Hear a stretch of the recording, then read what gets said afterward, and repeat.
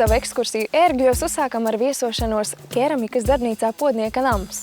Kādreiz jaunībā beidzu lietišķo skolu, keramiku, bet nebija man tur pielietojuma tam visam. Un tad bija iespēja dabūt zemes gabalu, kas ir vienīgs māla kalns, un tad arī tā viss sākās. Tad māls ir no šejienes? Sākumā bija, bet man pietrūka spēka to visu sagatavot. Tad tepat kaut kur arī ir pieejams, ja tas Jā, te visur ir māls. Te visur ir māls. Sākumā rociņām pastrādāsim, ko var rokām izdarīt, ļoti daudz ko rokām var izdarīt. Un tad mums ir jāpamēģina arī uz virpas, kā tas notiek un kāda tās sajūtas ir. Viss ir vienkārši. Un gala produkts, man jau interesē, ko mēs tur īsti meistarosim. Kas ir šīs lietas? Vienkārši trauciņus, es domāju, bet te nav skola, te nav uzdevums, te atzīmes netiksim sliktas. Var kaut kādu sīkplastīku, vai kaut kādu, es nezinu, trauciņu gradzeniem, riekstiņiem.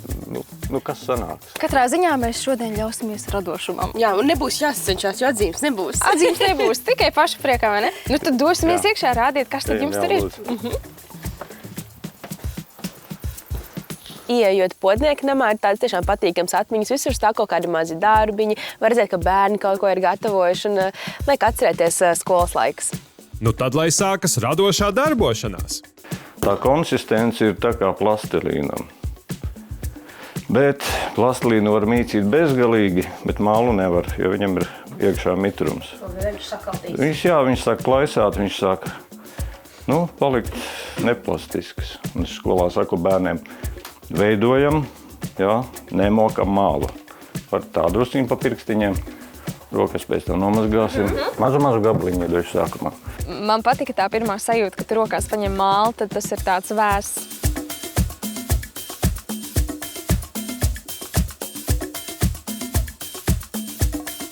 Tad mēs tagad jau taisam to trauciņu, ja? Taisam. Meitenēm būs iespēja katrai pagatavot 3 traukus dažādās tehnikās. Vārdu sakot, bumbulis,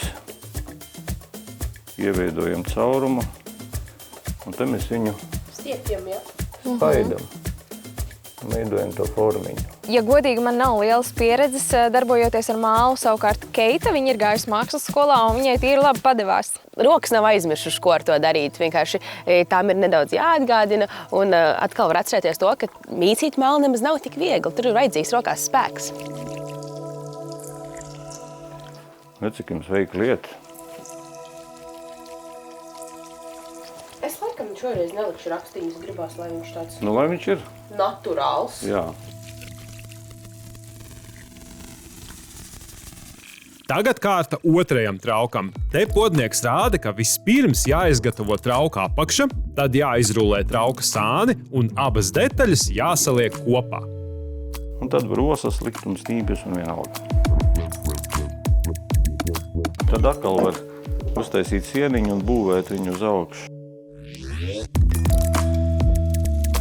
Gatavojot māla trauciņus, mums ar Niki bija tāda radošā izpausme, un patiesībā mēs varējām tiešām izvēlēties, ko mēs gribam, kā mēs gribam darīt, bet es šoreiz negribēju aizrauties ar kaut kādiem interesantiem rakstiņiem vai ko tam līdzīgi. Man gribējās tādas tīras līnijas. Bet laiks darbam pie virpas. Galvenais visu laiku ir slapjas rokas. Jā, tas tāpēc, lai nav berzes. Vienkārši smuki šļakst un viss paliek te vanītē iekšā. Un tagad ir tā spiešana, ka mēs neliekam šitā rokas, tad viņš aizies šitā, mēs neliekam šitā, tad viņš kāps te. Ir jāliek tā, lai viņš paliek tais rokās iekšā. Lai viņš, vārdu sakot, viņš jādabū centrā tagad ir, lai nedanso.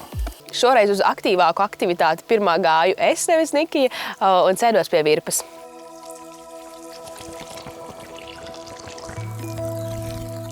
Es mākslas skolas skolotāju tev dotu 10.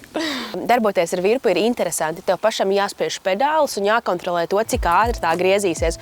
Un arī tad, kad uzliec rokas virsū šī māla, tev ir jāmēģina tās turēt pēc iespējas vienmērīgāk, lai nerastos nekādi kunkuļi vai vienkārši māls neaizlidot projām. Keitai sanāca neliela bļodiņa, kā viņa pati teica, saldējumam. Bet ko gatavos Nikija? Virpošana gan man patika tā sajūta, ka tu to mālu aiztiec un ka veidojās kaut kas. Sākumā es domāju, izveidošu bļodiņu vai krūzīti, bet patiesībā tas, ko tu izveidosi, to tu noskaidro tikai procesā, jo tad tur viss mainās, kā tu to mālu cel uz augšu un tā, bet tas gan bija ļoti forši. Šo nodarbi es ieteiktu tādiem radošiem cilvēkiem vai cilvēkiem, kuri grib atslēgt prāta no ikdienas steigas, jo domājot par to, kā tu veidoši to mālu trauku, visas pārējās domas paliek aizmugurē kaut kur.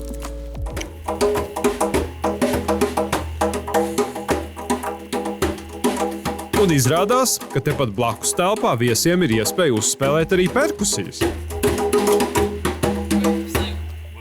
Diena ir iesāksies ar pavisam radošu nodarbi, un mēs dosimies ar Nikitu tālāk, bet es jau zinu, ka arī turpinājumā mums gaida kaut kas radošs.